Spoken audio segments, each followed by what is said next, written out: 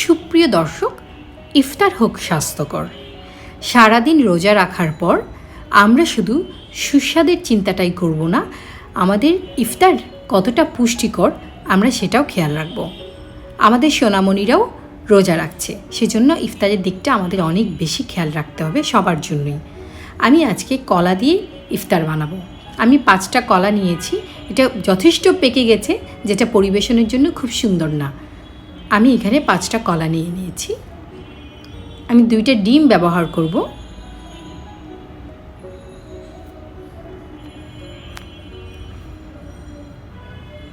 আর অবশ্যই আমি একটা এলাচ ইউজ করব। আমি প্রথমেই কলাগুলোকে চটকে নিব, ভালো করে চটকে নিব কলাগুলোকে। চাইলে আপনারা ব্লেন্ডও করতে পারেন, কোনো সমস্যা নেই, যেটা আপনাদের জন্য সুবিধা।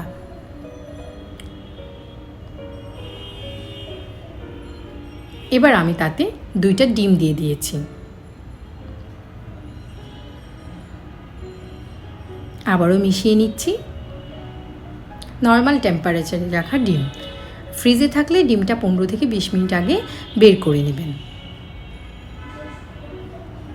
আমি এখানে আটা ব্যবহার করব। আমি 1 কাপ আটা দিয়ে দিয়েছি আর 1/2 কাপ চিনি দিয়ে দিয়েছি।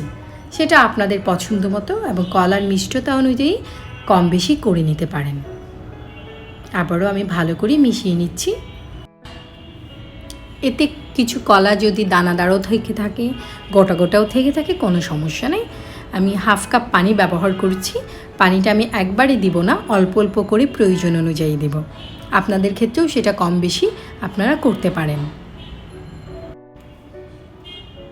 ব্যাটারটা পাতলাও হবে না এবং খুব বেশি ঘনও হবে না।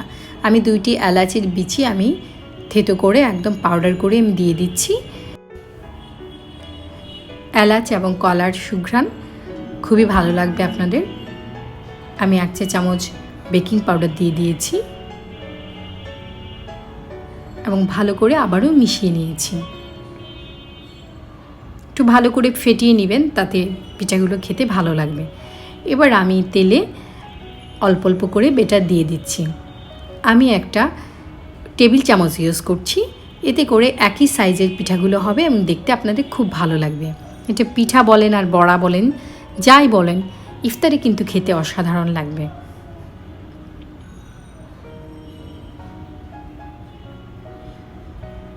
চুলার আঁচটা মাঝারি রাখবেন, নয়তো পুড়ে যাবে এবং ভালো করে ফুলবে না। আস্তে আস্তে এগুলো ফুলে যাবে এবং দেখতে অনেক সুন্দর লাগবে।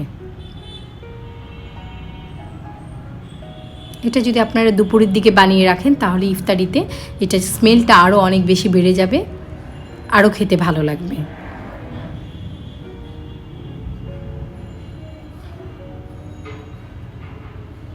একটু ভাজার পর আমি উল্টে দিচ্ছি। এই পাশটা হয়ে গেছে, সুন্দর একটা কালার এসছে। উল্টে পাল্টে আমি ভেজে নিচ্ছি।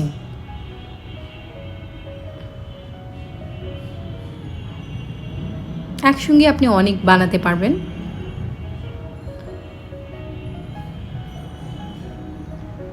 পিঠাগুলো হয়ে গেছে, আমি তুলে নিচ্ছি। এটা ভীষণ সুস্বাদু। আশা করি আপনারা বানিয়ে খেলেই বুঝতে পারবেন এটা কতটা টেস্টি এবং হেলদি তো অবশ্যই। আমি এইভাবে বাকিগুলো বানিয়ে নিচ্ছি। এক পাশে কালার চলে আসলে আবার উল্টে দিতে পারেন, তাহলে সহজেই হয়ে যাবে। এবার আমি তুলে নিচ্ছি। আশা করি আজকের রেসিপিটি আপনাদের ভালো লেগেছে। আমার এই আজকের রেসিপি যদি আপনাদের ভালো লাগে, আপনাদের উপকারে এসে আমার চ্যানেলটা সাবস্ক্রাইব করবেন আশা করি। লাইক, শেয়ার এবং কমেন্ট করে আপনাদের মূল্যবান মতামত আমাকে জানাবেন। আর বেল আইকনটা ক্লিক করে দিলে আমার নতুন ভিডিওগুলো সবার আগে আপনি পেয়ে যাবেন।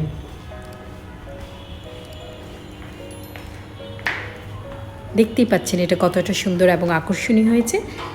সারাদিন রোজা রাখার পর এই ইফতার আশা করি আপনাকে নিরাশ করবে না। খাবেন যখন ভালোটাই খান, রান্না হোক আয়ের মাধ্যম। আল্লাহ হাফেজ।